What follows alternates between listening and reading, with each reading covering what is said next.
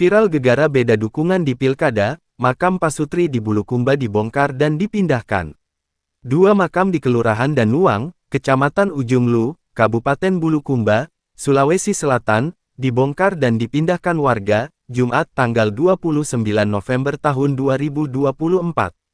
Pemindahan makam ditengarai karena perbedaan dukungan politik pada Pilkada 2024. Dua makam tersebut merupakan pusara pasangan suami istri, Matayang Daeng Lengu dan sang istri, Nurlia.